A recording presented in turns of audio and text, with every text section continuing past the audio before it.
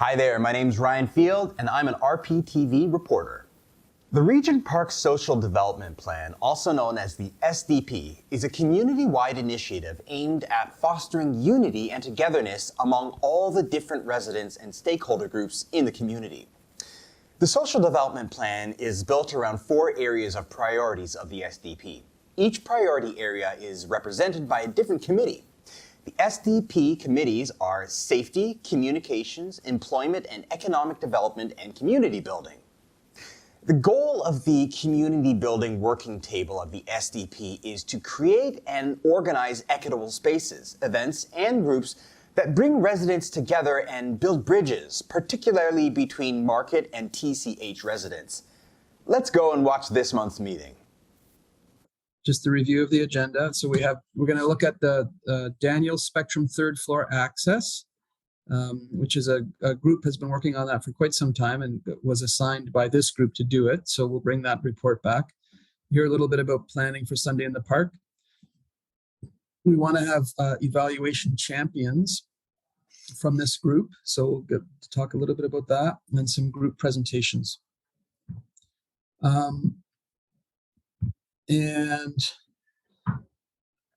I guess something from the Daniels Community Shareback session. So does anybody want to add anything to this agenda? And my suggestion was that we add something. I would like to talk about having this Alfred's Otter on the meeting. I think we should discuss that. Hopefully we can do it briefly, because otherwise it takes up a lot of the meeting. But I think we should talk about it. Anybody else? Yeah, even if it's just a sharing of information in regards to the SDP progress report back. Okay. So let's do the Daniel Spectrum third floor access now. So this is something that was brought to the community building working group some time ago. I'm going to put in the chat a link to a document. So anybody who wants to can open up that document yourself and look through it. A group from our group has been meeting regularly for some time to come up with this, which is basically a bunch of thinking about how we will make use through the SDP of the Daniel Spectrum third floor. This is space that was gained for us through RPNA. So many thanks to RPNA for sharing it with the SDP. And you'll see in the document more details about it. And I'll share a screen in a moment.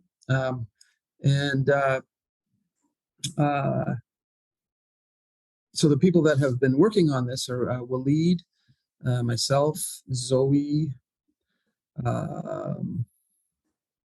Sarah Jane, Fareed as representing Artscape, Michael Rosenberg has been part of it, and Ismail Afra. I hope I'm not forgetting anybody. Oh yes, of course, Abukar Hagi has been quite involved, and Sugar was for quite a while, at the beginning. So thanks all for contributing to this document. And so I'm going to share it. Now, when I'm sharing it, or actually, Waleed, do you think you could share it so that I could continue to facilitate? Or the other thing I was going to say is, if I need to facilitate it, if perhaps you could sort of identify who's going to speak next. Sure. Just put the link in the chat and I'll do that. The link is in the chat. Just look the last link there. You can just click on it, open it up, and share it. So Done. I don't see anything. Should I be seeing something? Oh, there it is. Great. Thanks. The basic idea is that we are going to be able to have meetings, and we've already started doing this. We can book meeting space on the third floor. And if you have work that's connected to the SDP through this, you can also there'll be some spaces that you can use. And we have some thinking that we've done around how we would allocate that space. And so I guess maybe I'll just read it through.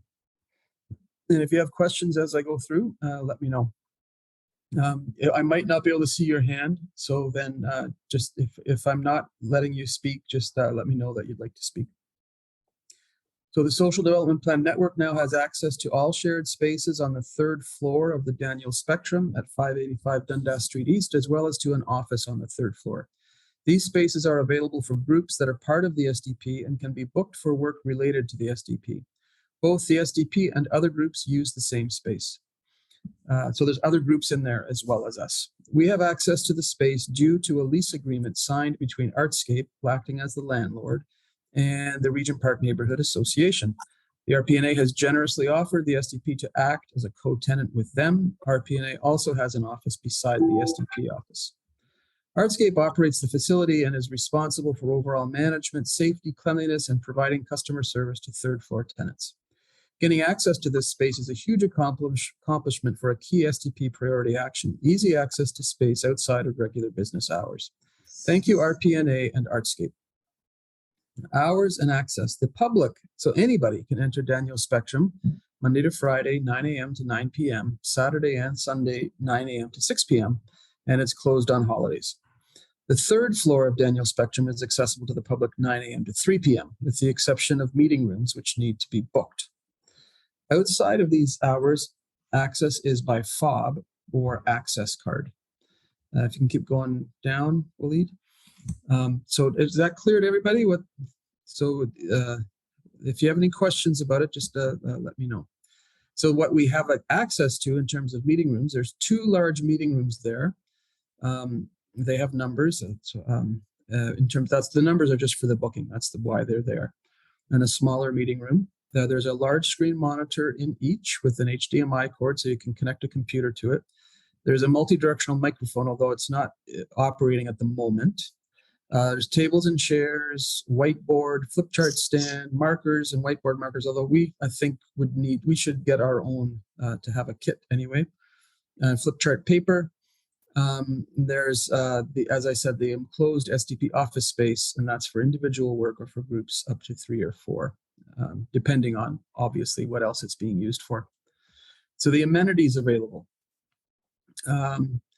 There's a common area.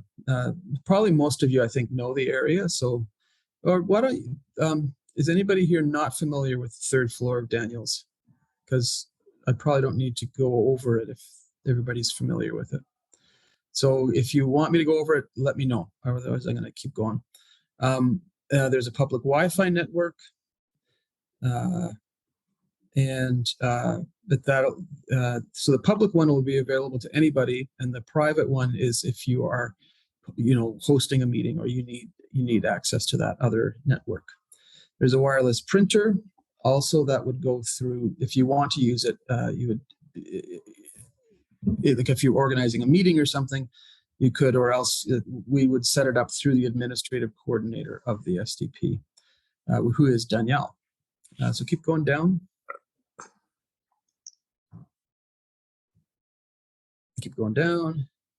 So there's a number of people have fobs or access cards already, and it's by working group.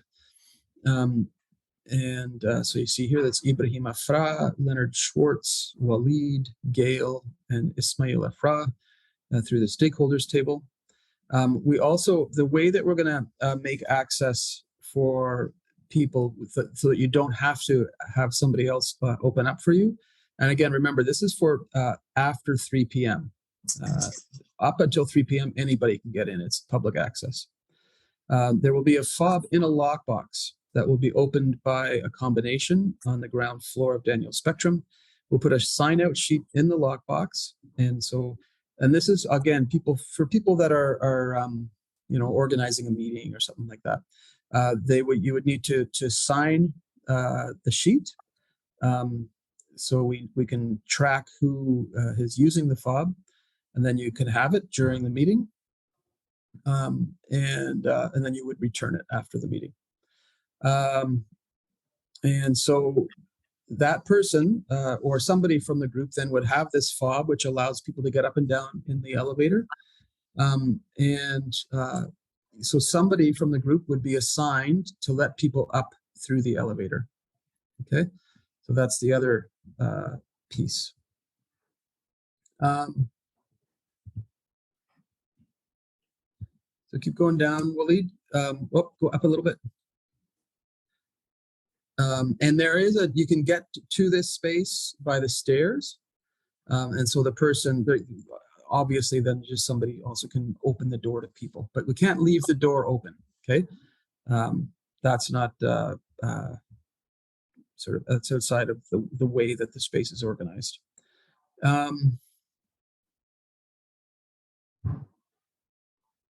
So booking, their first go-to for booking the space will be through Danielle, through the administrative coordinator, which is that we have an email that we can put. Actually, maybe we should put that in this document. And then Danielle will have access to an online booking system that the platform or the software is called Sketa. And so Danielle would then be able to book that space. And if you do want to use it, then you would you have to give your group's name, the number of people you expect to attend, and identify any technical needs that you might have. Keep going.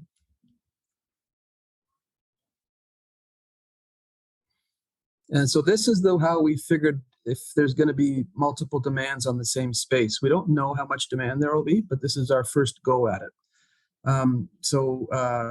There's no charge for the meetings. We have an unlimited number of hours for the common spaces. And then for the meeting rooms, we have 20 hours a month, and that's for internal SDP use. And there can be additional hours booked at $10 an hour. And bookings will be first come, first served. If you do want to have a booking that's recurring, you can book for up to 4 hours per month.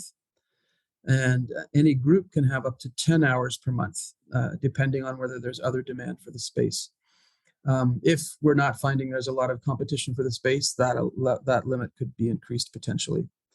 Now, on the other hand, if there's more demand for the space than what we have available, we will revise this policy, and will be the point then obviously would be to make the space available on an equitable basis to the different people who want that access. So that's the sort of the question that we'll need to sort of be tracking and observing.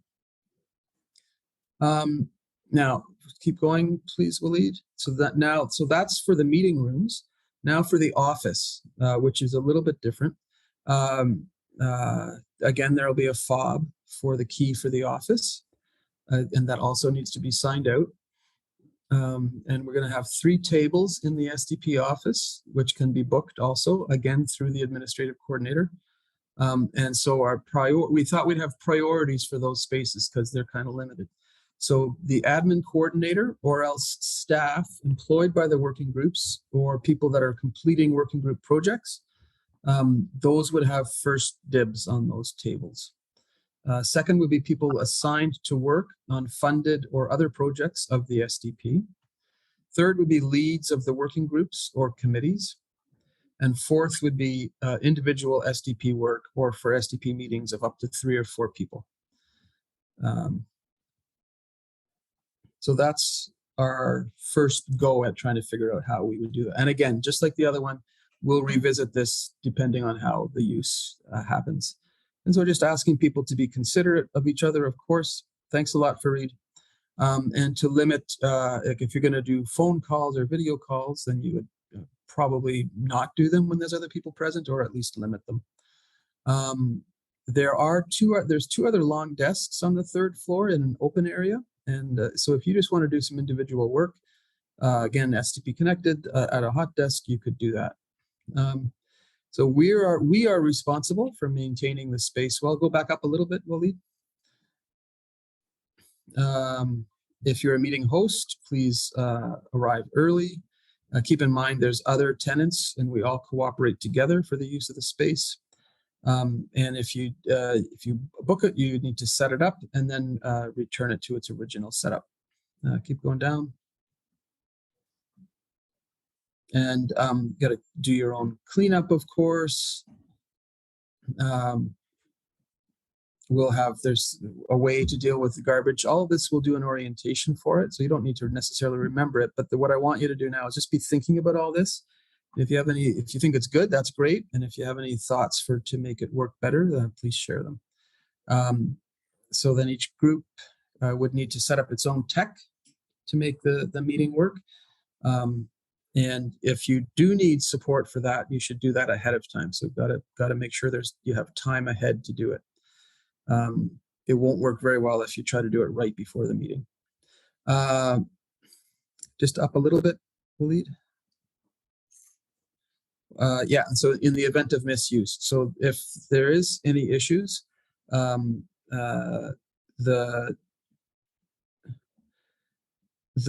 issue would be addressed first with the group using the space, and then that might need to go to Artscape. And also we have an SDP representative. We'll get that down to there in a moment.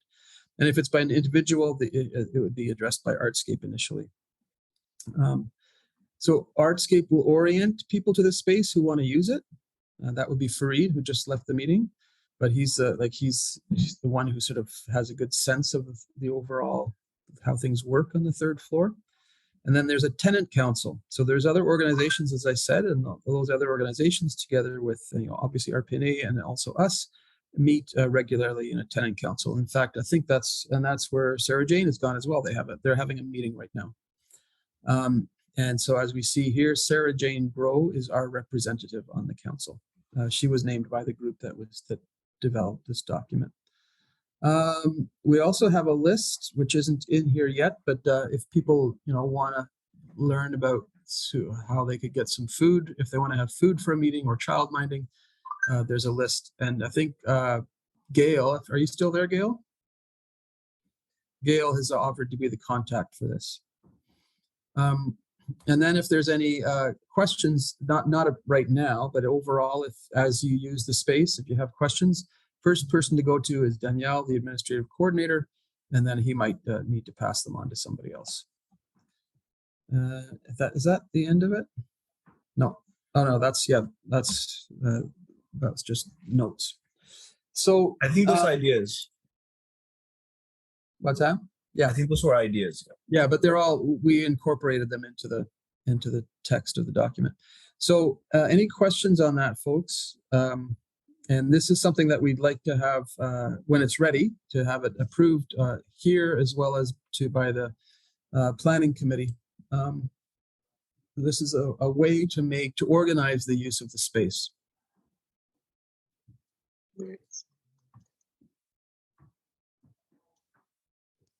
Deanie. Yeah, I was reading on the wireless printer piece. It says there's charges for copies. How is that paid for?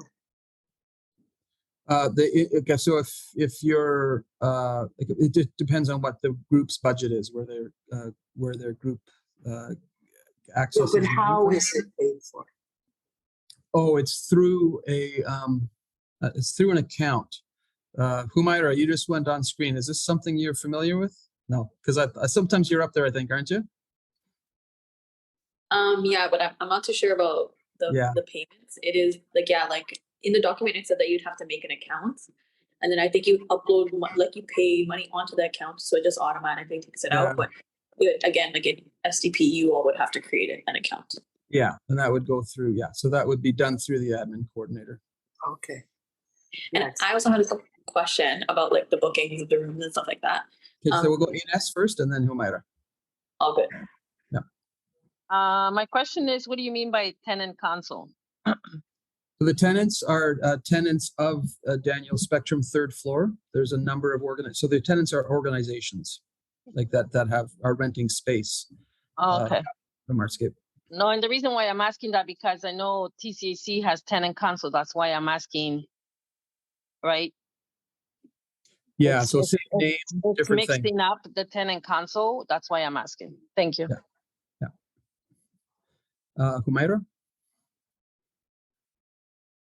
Yeah, so my question is about the bookings of the spaces and stuff like that. So for when you're trying to book a meeting room in the third floor And if you're just like a regular community initiative and you're just looking for space, is that something SDP is looking to help for? And if so, like, are they being charged, or like, what's the process about that? This what we've been asked to do is just for the SDP. Okay. Although there are community groups that are connected to the SDP.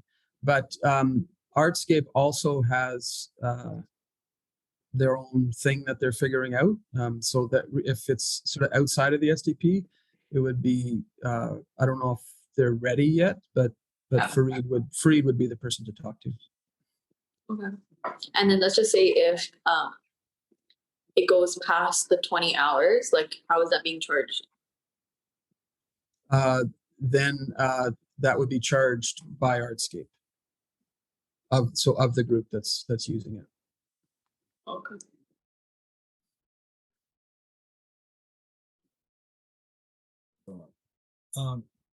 Joel, could I just make a request for a presentation to be moved up by Alif? I know Alif has other commitments this afternoon, so could we just accommodate that we get the presentation now?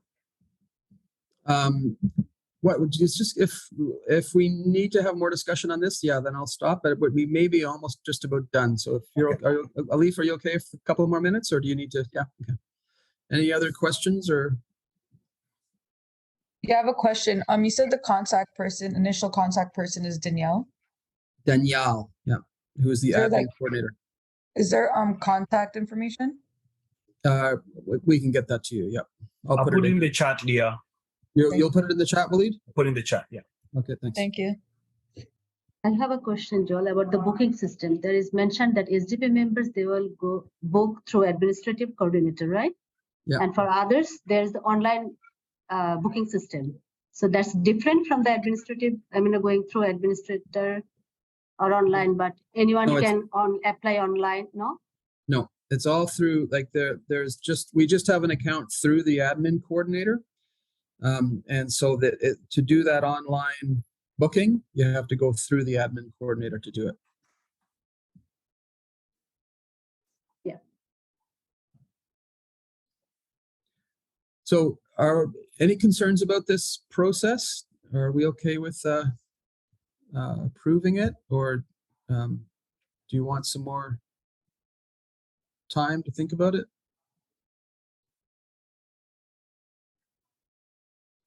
I guess we can figure it out. Like, so will there be one SDP account for the printer? I believe so, yeah. Okay. So then maybe we need to make a 50K barrier reduction ask. Mm-hmm. Okay.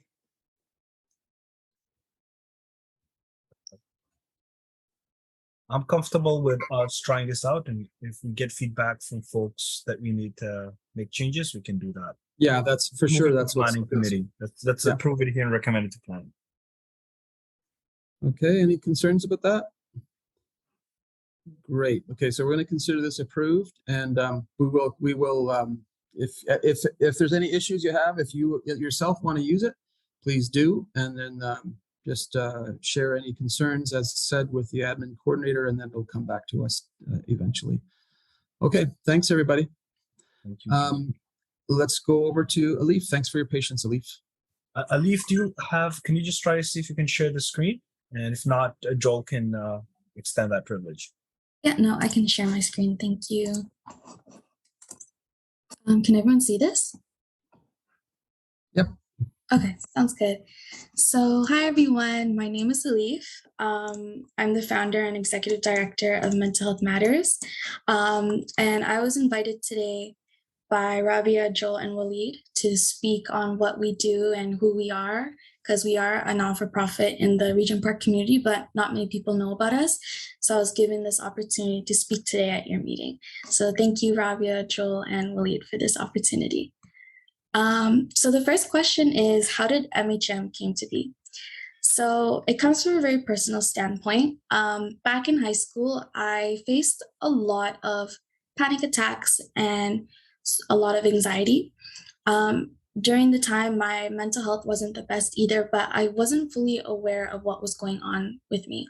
I didn't understand what I was going through. I didn't understand what was going on. And that truly became a problem later on in my life because I suppressed it a lot and I didn't speak about it, because culturally in my home and in our community, mental health is often disregarded and not spoken of. And due to that stigma and the barrier there, I left my anxiety untreated for almost 3 years.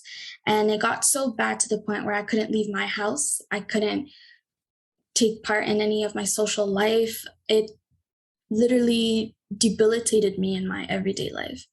And since high school until I graduated and went to first year university, that's when it got super bad. Like I couldn't leave my house, I couldn't go out, I couldn't do anything that a regular person could do. Like for example, going out to get a cup of coffee, I couldn't do that for the longest time of my life. And it felt like my life was taken away from me. And since then, I felt like I was in a super black dark hole. I felt like there was no help. I remember I went out into the Regent Park community and I went to my family doctor and I spoke to her about this, and she gave me necrotics and she told me to get therapy. And the problem with that is that it's just a band-aid solution and it doesn't really help the underlying situation that I was going through.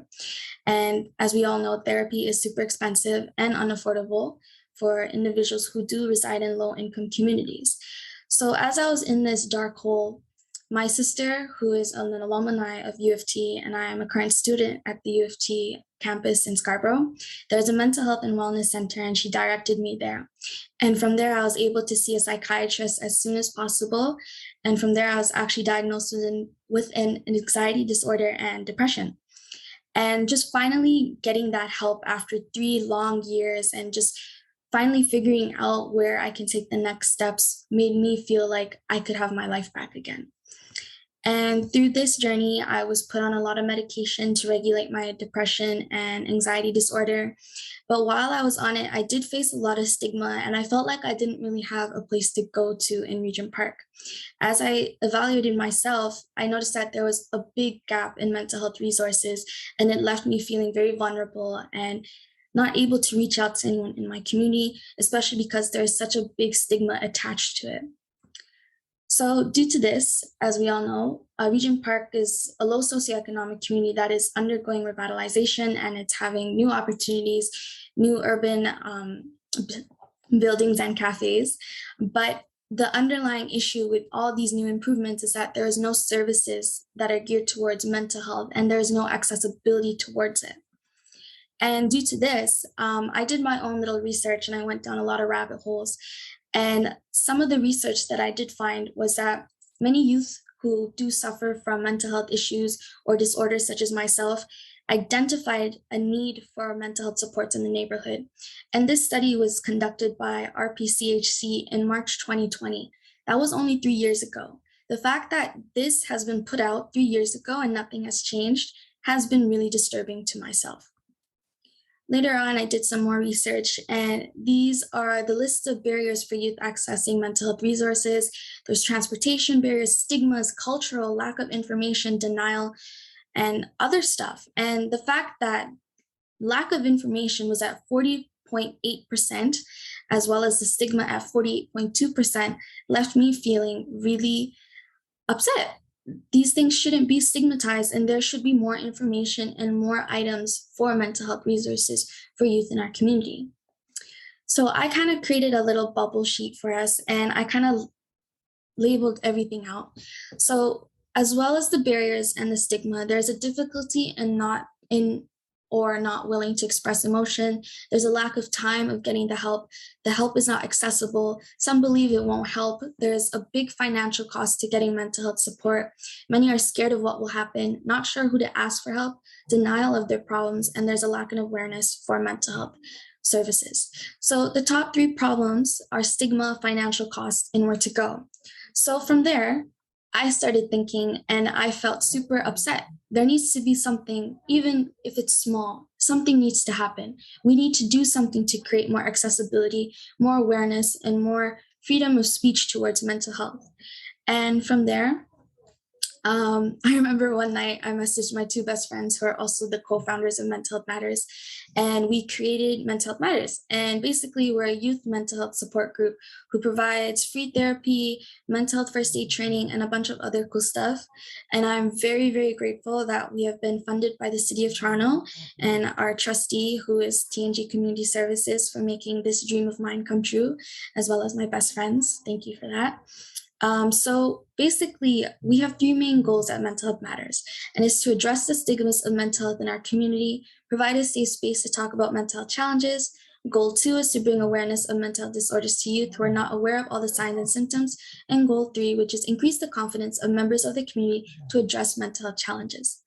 So we have a multiple amount of streams, and most of them get announced on our social media. And we are in the progress of conducting our youth support group.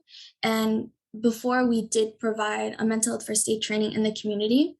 And we have a bunch of other stuff. So I just wanted to share a few photos of the work that we do. So this is our youth support group. We do a lot of field trips. So we bring in animal therapy. We have roundtable open discussions about what's bothering the youth, what can we do to help, and we hear what they need. We heed what they're saying. And we want to bring that openness and discussion about mental health. Additionally, this is our previous mental health youth support group. We took them to go painting. There's a lot of discussion. There's a lot of good food that we give out. And there's just a lot of good stuff that these youth have enjoyed with us. We also take them outside because learning doesn't only stay in the classroom. We've taken them horseback riding. As I mentioned before, we took them to a professional paint cabin. And in collaboration with Riverdale Farm, we were able to do a pottery session. Additionally, as I mentioned before, this is our mental health first aid training. We were able to train over 20 people in the community to bring more awareness to the issues of mental health and how to help people who are going through a mental health crisis. So that's kind of like what we do. And this is the feedback that we've gotten. And I'll just read them out to you guys. Some of them have said, I don't have an excuse to not work on my mental health anymore.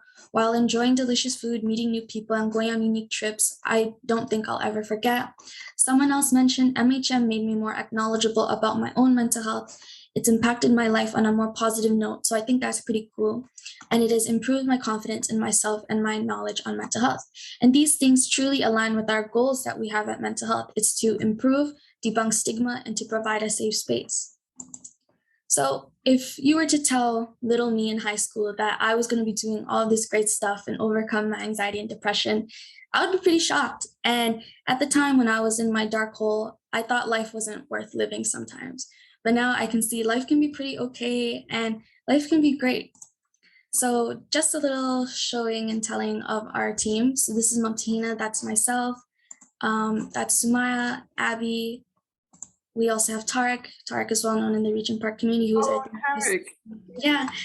and our counselor, Simo, who's our communications coordinator. We also have a placement student from U of T. He is Helix, and he's doing his placement with us. And of course, our volunteers and mentors, and without them, MHM wouldn't be who we are today. So thank you so much, guys, for listening to my presentation. Here are our social media links. So yeah, if anyone has any questions, I'll be more than happy to answer them. Thank you. Wonderful, wonderful. Oh, Thanks so much. Thanks, Alif. I just want to say I am truly impressed. Thank you. Truly impressed by your presentation, the visuals, but more impressed by the organization that you helped co-found with your friends. And I'm glad that you received funding from the city. And I know that mental health is critically important to all of us. We're living through the effects of the pandemic, and its impact has been vast. And sometimes we neglect the impact on youth and not too focused on the youth. And I'm so glad that you folks are in our community. And I'm so happy that TNG and others have stepped up to support this amazing organization. So thank you so much. We deeply appreciate your efforts, and please do let us know how we could support your group.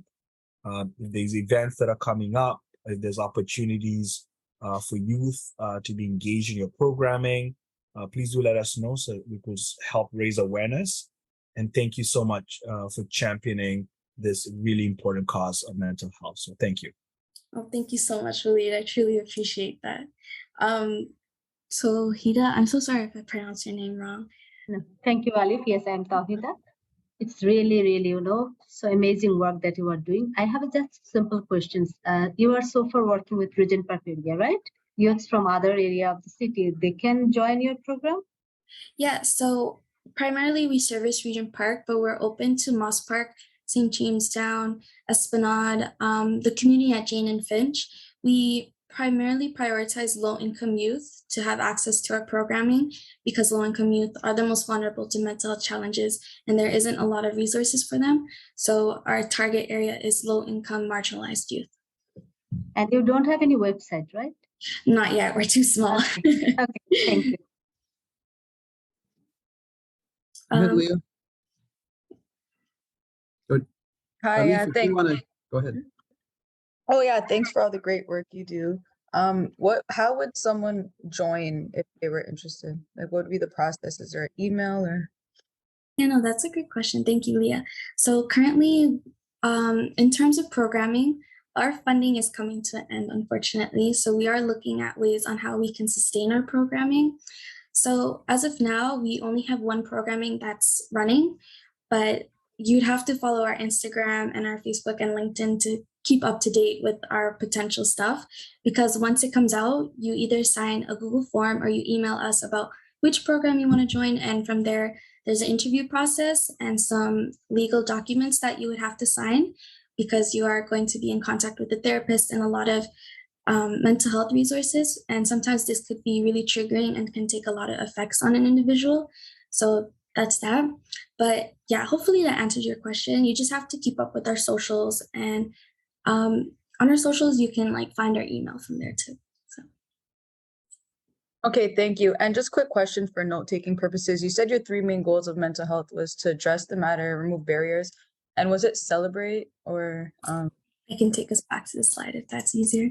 Thank you. No problem. There you go. Okay, thanks. No problem. Yeah, you had just, you were said, you're trying to get the word out that you are there, you exist. The social development plan has a communications work group. So that might be one venue. And that work group is co-chaired by Adonis Huggins, who's the executive director of Regent Park Focus. And so Regent Park, they're going to do a newsletter, a monthly newsletter called Catch the Flavor. Always looking for content. That's a wonderful way to get some information out there. And then there's the Regent Park weekly news, the broadcast. So, and there's Hello Neighbor. I've never never heard of Hello Neighbor. Is that new? It's an app. It's a Hello Neighbor app. We're trying to centralize all of that kind of information in one spot. But that, if you can connect there through the communication work group, they can help you with that whole, how do you raise awareness in the community? And I think it'd be a great venue for you. Yeah, no, definitely. I mean, if Walid, Joel, or Rabia could send me the information or the contacts, that would be great. I'd love to stay in contact with them. Yeah, thank you so much for that. Alif, I put in the chat for you. Okay. Oh, okay. Thank you. Thank you, because I am a community development worker from the health center. I worked on that project and I did listen. I was on the youth advisory group. And thank you so much for being so responsive to what was identified in that needs assessment. You've done an amazing job. Thank you. I truly appreciate it. Thank you so much. I see we have one more hand. Kevin?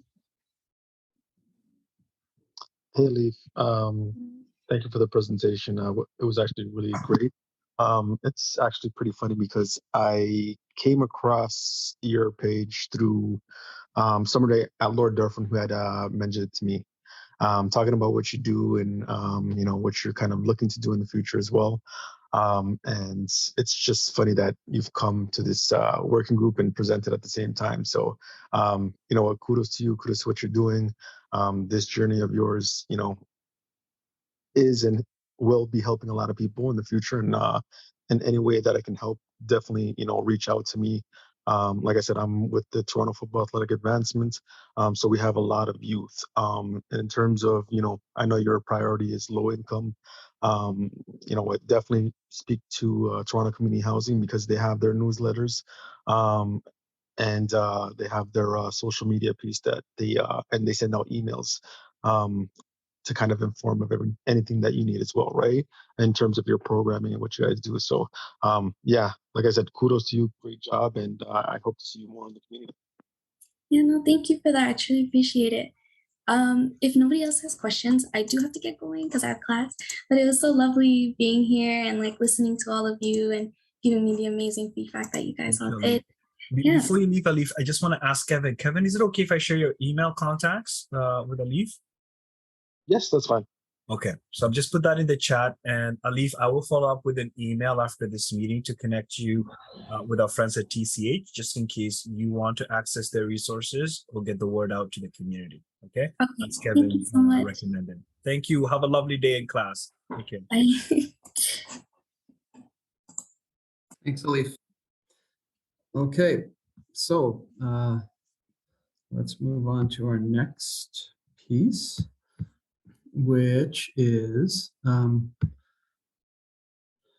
so let's just see if we can do a quick update on Sunday in the Park, or Leah, maybe just to let people know that we're doing it, and if anybody wants to join the group, that may be the biggest pieces, but go ahead, Leah. Yeah, I can do that. Thank you, Joel. So I just wanted to announce the next Sunday in the Park meeting would be Wednesday, April 12th from 5 p.m. to 7 p.m. So if you're currently on the email list, you will get the email invite shortly. If not, please put your information down if you are interested in joining the Sunday in the Park committee. Usually meet a few times a month, sometimes once a month. For now, there will be a job posting coming out soon to hire a Sunday in the Park event coordinator as well. So again, please, if you're interested, put your contact information in the chat, and you could be part of the next meeting, which is happening again Wednesday, April 12th from 5 to 7 p.m. And I'll just put that time down here. Yeah, that's all. Thank you.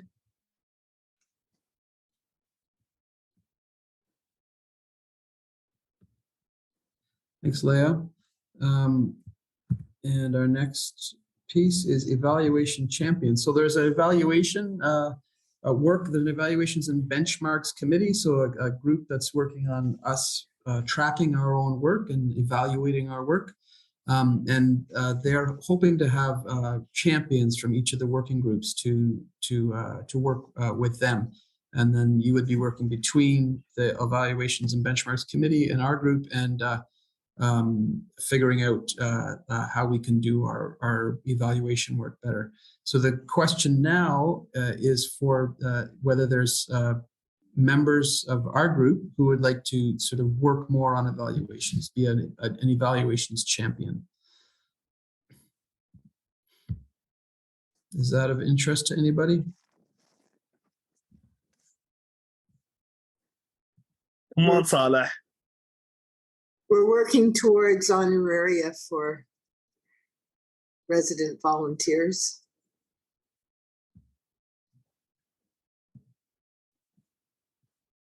Shana. Yes, Walid. Saleh, are you interested in this? We're hoping to give folks on honoraria as well.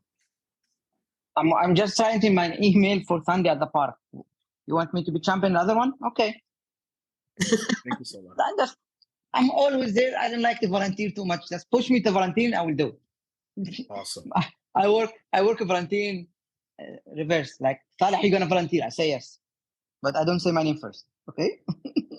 You're amazing, my friend. Thank you, brother. Thank you. Okay. All right. Okay, we've got Saleh interested. Shana, are you interested? Who else is interested?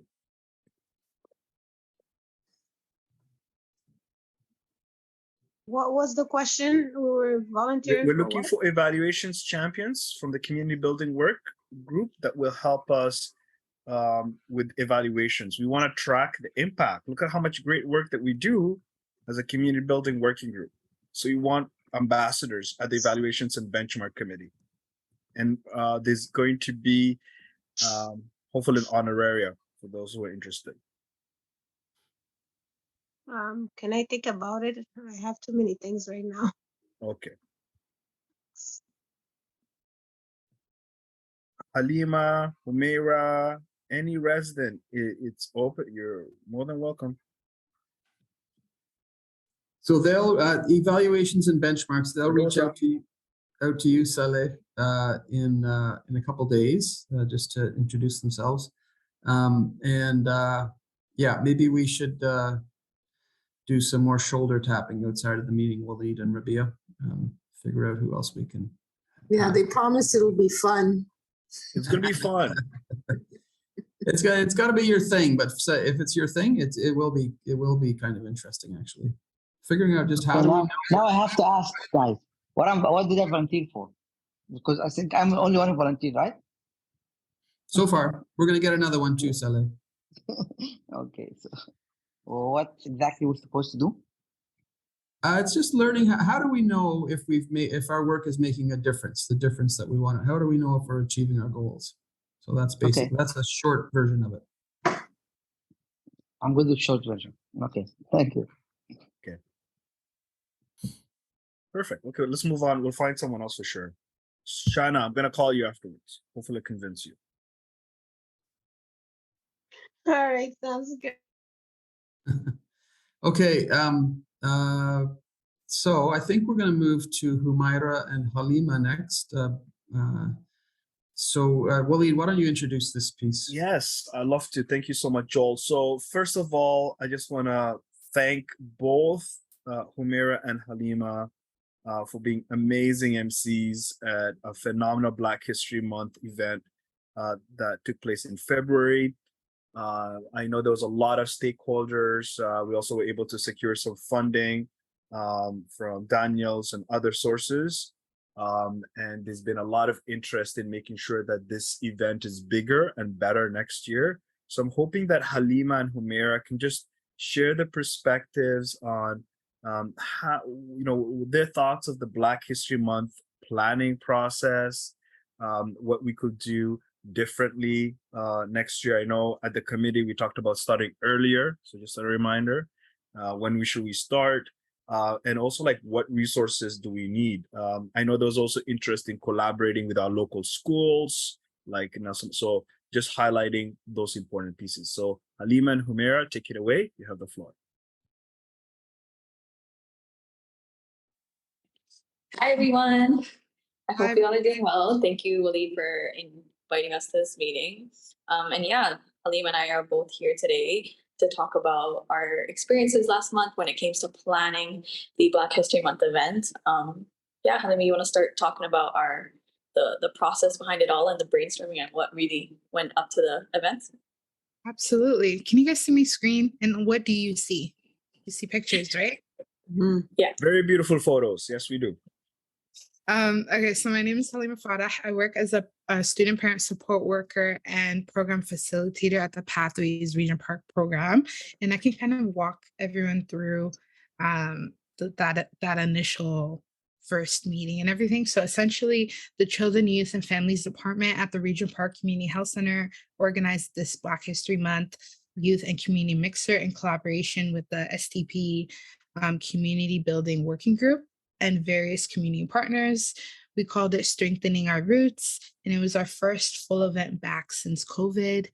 It was hosted at Daniel Spectrum on the second floor, and it originally started as an inquiry at the office, trying to wonder, like, what work can we do to celebrate and amplify Black voices, youth, community members, and we hosted a brainstorming session that was on Thursday, February 9th from 5:30 to 7:30. And this was an opportunity for various community members, students, staff from various community-based organizations and the SDP to come together and brainstorm what we wanted it to look like, and the various ways we could throw that celebration. And while it was a small group, it was mighty. There were so many ideas. We went over the time, like literally just trying to figure out what we wanted it to look like. And we went in with that abundance mentality of sky's the limit and kind of like created a skeleton in what we wanted it to look like. And in terms of supports, we worked day in and day out to plan the event. It was myself, Humira, Amal from ARAB, as well as Waleed, Rabia, and Joel. And they really supported us in the various event prototypes. Like it looked different every single week, but we kind of narrowed it down to what we wanted it to look like. And we received financial support from the CYF Children, Youth, and Families Department at the Health Center to support the event. Pathways and Arab were able to cover the cost of catering. So we ordered Noor's Pizza. We ordered from Wanag Restaurant, the new Somali restaurant that opened up in the neighborhood. We ordered from Bershna, who's a mother from the Mother's Catering Collective, as well as the remaining meals from Umi's Kitchen.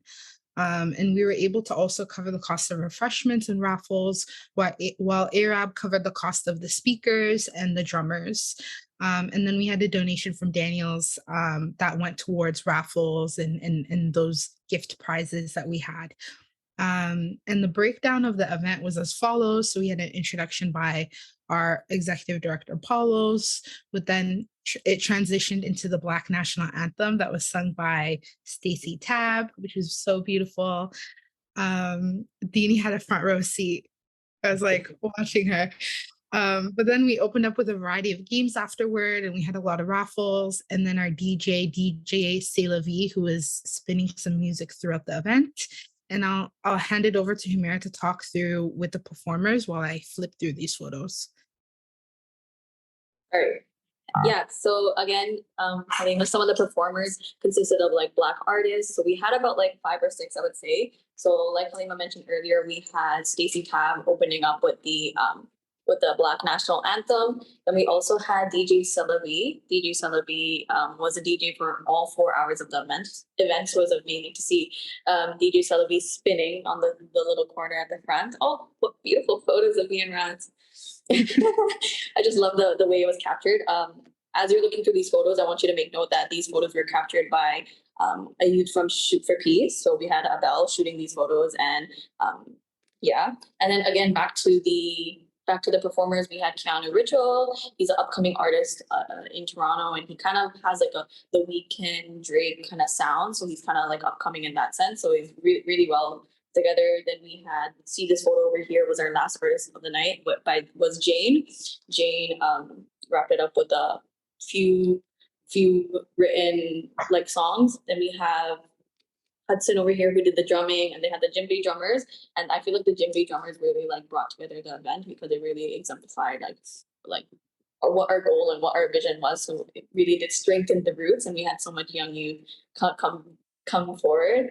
Yeah, and then we had some other people. We had Young Boy Problems is Marley, and he's located in like the St. Jamestown area, and he came to perform. And then we had Abdi Fatah. Abdi Fatah did a spoken word poem, and he is in collaboration with Hedaya House. So overall, we had a bunch of great artists. I see in some of the photos, you can see Waleed there in the back. Waleed was, honestly, thank you again, Waleed, for coming through and supporting. Deanie, I'd love to see you in the crowd. Yeah. Is there anyone else I'm missing? And if you want to see like a better rundown of the actual events, you can hop on to Regent Park Focus. They do have a YouTube video out where they really got to capture what the event looked like. You'll see on the outside there were so many like community partners who came through, and they had like different tablings. And then like you'll see over here in these photos, it's some of our vendors, and then we had a whole bunch of volunteers. So overall, it was a great event. And can you even believe that this was all planned within the same month? This is all planned 2.5 weeks prior to the event. I just kind of want to touch on the community tabling piece. We had some really incredible organizations come out and spend the day with us. We had WANASA, Black Mental Health Organization. They had a table and they were able to connect with the community. We had Regent Park Mental Health Matters. They had a table and they were able to connect with some youth in the community. The RPCHC Wellness Hub was also there, as well as an early on table. Basically, children, youth, and family, they had their own table. The neighborhood group was there. Arab had a table. The Regent Park Film Festival was there. Who else was there? There's a lot of amazing organizations, but just touching on the vendors, we had Black-owned businesses, so they came out and were able to sell their merchandise, and we were able to support in purchasing from them as well for our raffles. So right over here is Fly in the Six. They do local hats and just apparel, really cool things. Tony is the person from that business. And then we had Shop Naya, similar idea, as well as BLK Diamonds and Beads by Abby. They were there selling their jewelry, and we could not have done it without our volunteers. A lot of youth from the Regent Park, Moss Park area who attended Jarvis in particular we had 25 volunteers, and they all came out and they're able to support us and but also enjoy the event as well, which was really cool. And yeah, I'm gonna pass it back to Humira. Yeah, so overall, it was a really beautiful event. And like I said earlier, it was all done within 2.5 weeks. Halima mentioned earlier that it was a small but mighty group. So again, like you see, the room was packed. It was such a beautiful day, but there are so many ways that we can make it better, especially for the future years to come. And I feel like that's exactly why we're here to talk about today. But I just wanna see how many of you were familiar with the event and how many of you came out to the events? I know I saw Waleed there, Dini, I saw you, Rabia, I saw you as well. But how many of you all came through to the event? Were you aware that this event was happening? Did this outreach, like brainstorming piece, get to you in terms of correspondence? I was giggling. I had information letting me know that this event was happening. I got it 4 times. Okay. That's good. That means it worked. I got it 4 times. Yes. Perfect. You probably got it from RPCC side and then the SDP side, which is yes, good. And at the Spectrum, that was the hard copies were there as well. I see 2 hands, Joel and Waleed. Oh, your hands were up because you knew. Yeah, just saying that I heard about it and I attended as well, but also sort of on the inside there. Yeah, I just want to thank you for creating a platform to talk about the social development plan and the community building working group. I actually was approached by residents after I made that quick presentation who wanted to get more involved. So I'm hoping that they will engage in through our working groups, and so thank you for that. A lot of people had no idea about the social development plan or the full working group. So thank you. Absolutely. One part that I really enjoyed was that collaborative piece of, like, a lot of times in the work that we do, we talk about that concept of silos, doing things like we're all doing similar work, but like coming together really makes it that much more impactful for the community too, to even know like what these different organizations are, what we do, how you can get involved. So I know that we hope to do more events like this in the future. Black History Month events, just any sort of connective piece. I really loved the intergenerational feel of that. It was wonderful, from the little ones and babies right to the older seniors, like right across the whole spectrum, and so many young people, which is something you don't always see at events. Absolutely. You did a wonderful job there. And your volunteers were very attentive. They were wonderful. We were. It was like constantly. And we're definitely looking forward to like hosting, like having this event take place in the years to come. And again, like we all said, it's always going to be a collaborative process. So Waleed, like, thank you for having us hop in. And then like, it's so important to, if this is what we were able to do in 2.5 weeks, imagine what we could do if we start planning as of November or December, you know? So I think that's what's really important to take away from this meeting and take away from this presentation, I would say. Absolutely. Yeah. And hopefully if we are able to plan on a bigger scale, my next goal for this is to have this downstairs in the 88 Slate Hall. because I think that would make it like one thing that personally I felt it was a little, sometimes it got a little packed, and that's again a great thing to have. It's so great to have it say that the whole second floor was too packed to walk around, and you know, so that's why I think like having it in a bigger scale. That was the first event that I ever experienced on the second floor of Daniel Spectrum. And I wasn't sure how you were going to pull it off, and you did.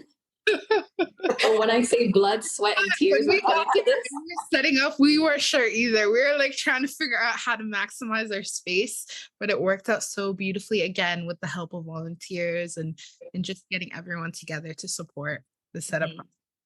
And yeah, I can only imagine how great it would be if it was in the ADA slave hall and the living room. And that's such more of a bigger space to work with, and so much more things can happen in there. So looking forward to like big years to come for sure. And I'm glad to be a part of like the first initial launch to this. So yeah. Is it the health center that is thinking about doing it again? Like the children's and youth, or? We hope to do it the same way in collaboration with maybe all of SDP. I think that like, once we plan earlier, we're able to get every single committee involved, and like it would really support in that planning process and getting everyone feeling like they're involved as well. Yeah, if you start early, start a little earlier if you're going to need to fundraise.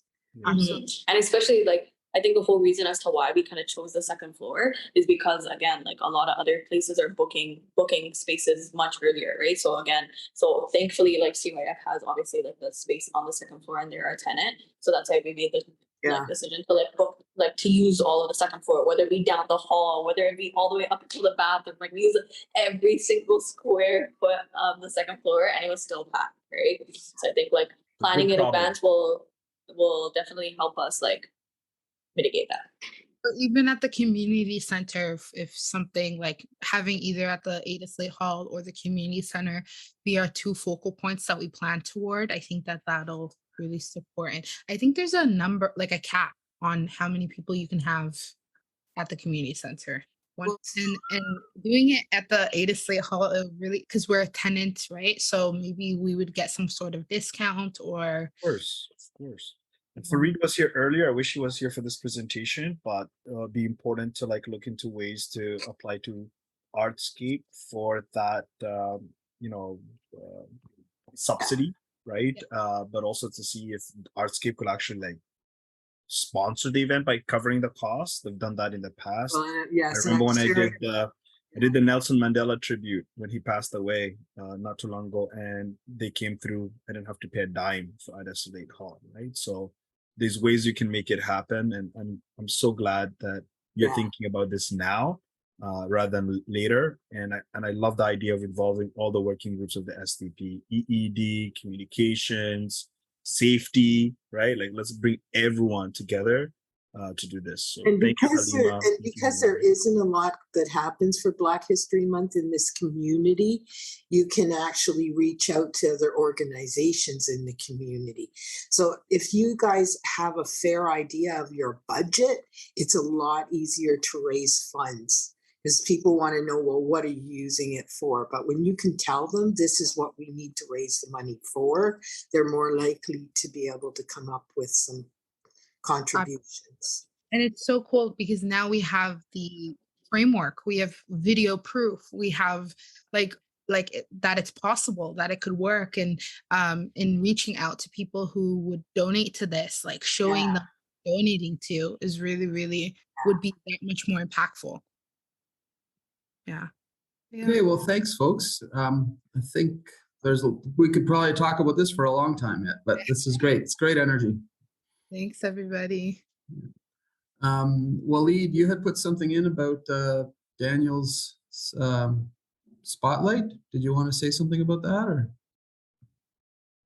Yeah, I'm going to share this in the chat. I'll share the link to the report, the impact report in the chat. But there is an event going on today in the evening. I think they've sold out.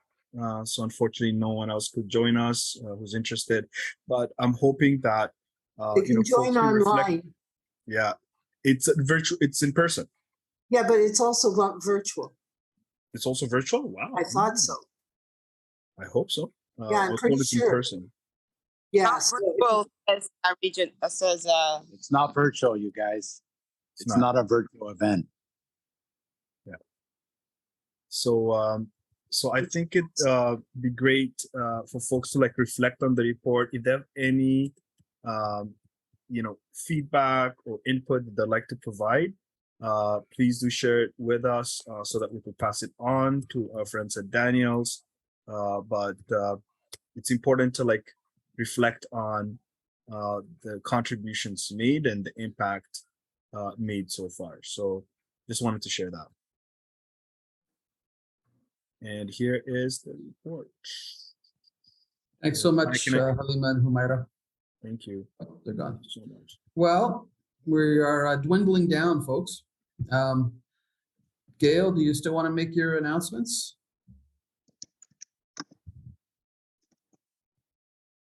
You gimping me every week, my friend. I wanted to make one last time too. Anyways, yes, I do. There are two jobs available. One is project coordinator for the learning series. That role certainly requires someone with maybe project management experience, so a bit more experience. I think it's looking for 3 to 5 years of experience in a similar role. And that is a 9-month contract. They're basically working on development, maintenance of a learning series for entrepreneurs. It's part of so this supports this comes from the funding comes from the City of Toronto, from our granting our funding that supports the SDP, and this role would support coordination of that learning series for entrepreneurs. We created a committee that they did the the job posting.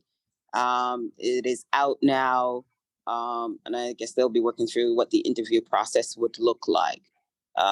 We are trying to make sure that as part of this role, we are not duplicating effort. So we are working with the Learning Center, and other organizations, YSM, Dixon Hall, that we know are doing learning programs for entrepreneurs.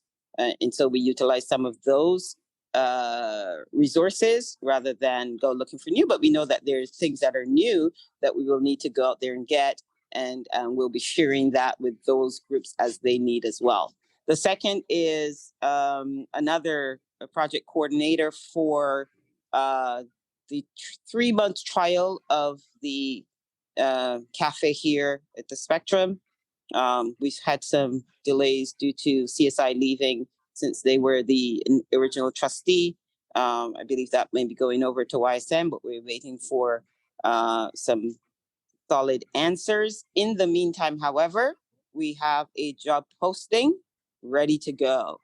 And again, we are first come, obviously, first served in terms of entrepreneurs. We are focused on women entrepreneurs, but we expect that we are going to open that up to any entrepreneur as well as we go through this. It is a 3-month project. It is part of the 6 steps that we've defined in the entrepreneurship strategy. That was a strategy that was submitted as part of the Wealth Business Project to the City of Toronto. And we're starting to look at how we can have those 6 steps resource. So the cafe project is one of the steps in the entrepreneurship journey. So is the learning series. Actually, learning series is number 1, and cafe project, I think, is number 3 or 3A. And so it's a 3-month trial. We're looking for a project coordinator, admin type coordinator. So 1 to 3 years of experience. Someone who maybe has lived experience as an entrepreneur would certainly be a good fit.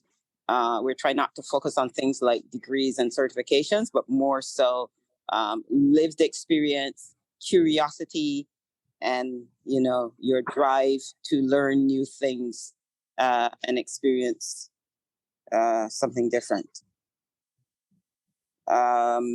Yes, so those are the two positions that are available. So we sent out the job postings, and please feel to share in your networks. That's all I have. Thanks a lot, Gail. Thank you, Gail. Deanie, did you want to say something about the progress report? You're kind of down. I just wanted, because will we be meeting again before May 10th? Yeah, the week before. Okay, because I just wanted people to be aware. Okay. So maybe put it on the next agenda. Yeah, we have actually we have a deadline of submitting our sort of report from community building by April 14th, so next Friday. So maybe what we could do is we could invite folks who want to contribute to the progress report to another meeting, but I'm hoping that Joel, myself, and Rabia can at least get that started and then share it with the rest of the group to solicit feedback. So I'm hoping we could do that sometime this week, if not early next week. Yeah, and do you have connects? You got connects with all the people who would have got project funded through? Yes, I'm gonna reach out to them, see if they wanna submit something. We should do that. An email was sent out yesterday to all the co-chairs and planning committee, just reminding folks, because it's coming up. It's around the corner. Okay, well, thanks, everybody. I think that concludes our meeting for today. Don't forget to like, comment, share, and subscribe to our YouTube channel. And please follow our social media platforms. And for more information, please visit our website.